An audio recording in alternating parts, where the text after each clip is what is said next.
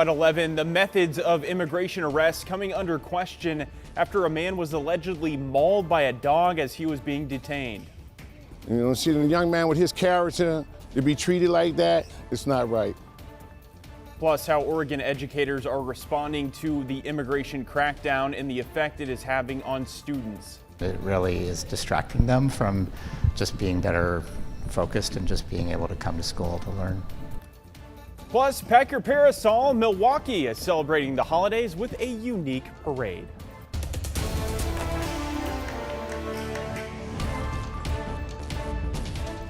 But we're going to start things off tonight with taking a live look out over Portland, where we've seen some off and on rain throughout the day today. But even more rain is on the way with a weather impact alert set to start on Tuesday. Thanks so much for joining us here at 11. I'm John Adams. Celine Stevens is tracking when that heavy rain is expected to hit. Celine?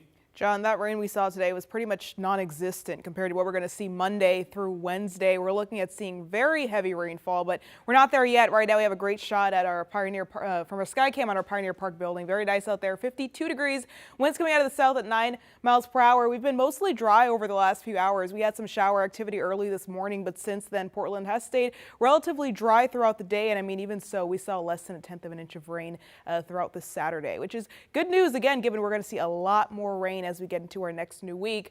Temperatures right now, low 50s here at home, like we said, 51 in Troutdale, upper 40s in Scappoose. So pretty mild temperatures overall, 54 in Tillamook and 50 degrees in Newport. So here's what's coming for us once we get to around 1:30 in the morning. So in just a few hours, we're going to see rain come into our area. Expect Sunday to be mostly rainy till around 12:30. Things clear up. It's once we get into Monday, that's when we have that atmospheric river coming for us, and that's going to last quite a few days. It's going to have two systems coming, and of course we do have our KGW weather impact alert for Tuesday and Wednesday. Because of that heavy rain, we have possible flooding, and overall this could be pretty dangerous conditions depending on what areas flood and how much rain we really end up seeing. We'll talk more about it a little bit later.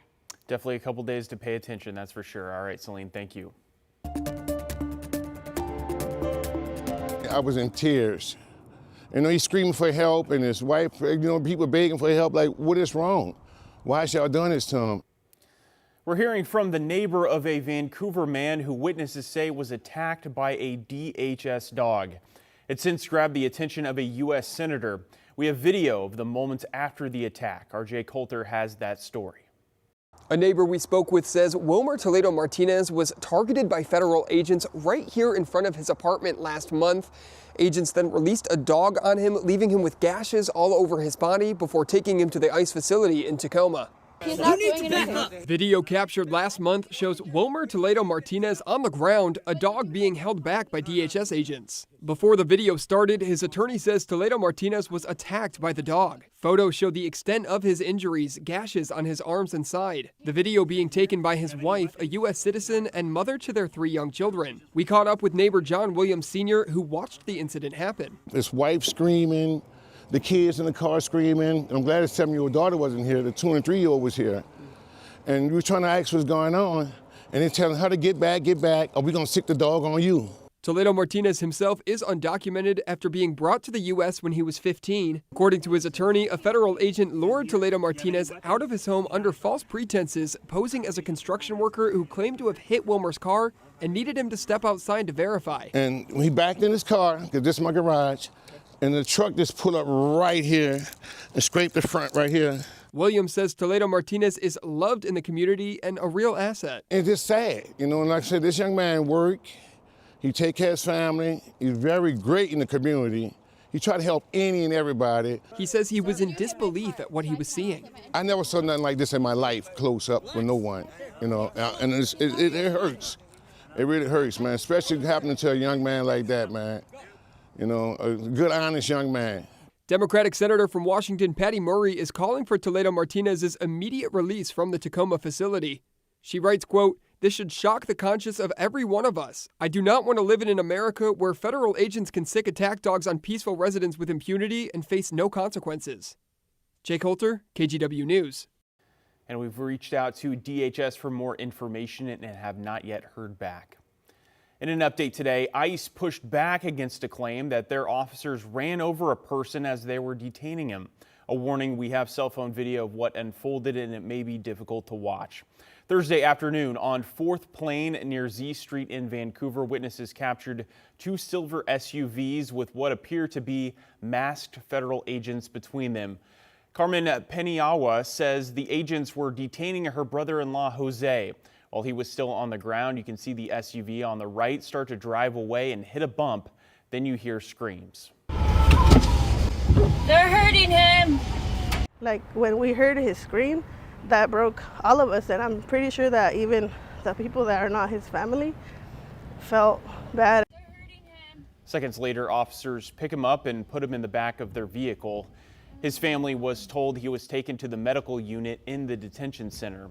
In a statement today from an ICE spokesperson, they tell us Peniagua walked around normally immediately after without issue, and a medical evaluation showed 0 fractures, dislocations, or injuries. On Friday night in Oregon City, the Oregon Educators Association held a training designed to protect immigrant students and families.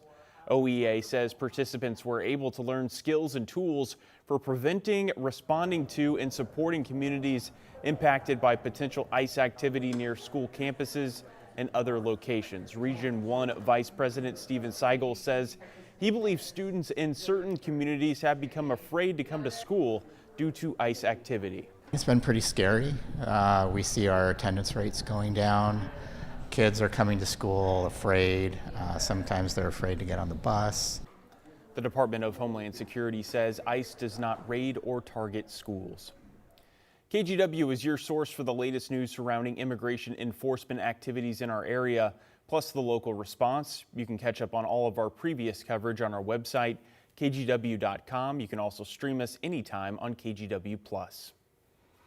In other local news, a woman is dead after a crash in Forest Grove. Police say around 6:45 this morning, a 71-year-old woman was crossing Pacific Avenue at Oak Street on her mobility scooter when she was hit by a car. She was pronounced dead at the scene. The driver stayed on scene and cooperated with investigators. Around this time, a separate driver was cited for DUII after ignoring road closure signs and driving into that crash scene. Now to a quick traffic reminder on I-205 tonight. The Abernathy Bridge will close for ODOT to install some signs. It's expected to shut down around 11 until 6 or 7 in the morning. The southbound on-ramp from 99E and northbound on-ramp from Highway 43 will also be shut down.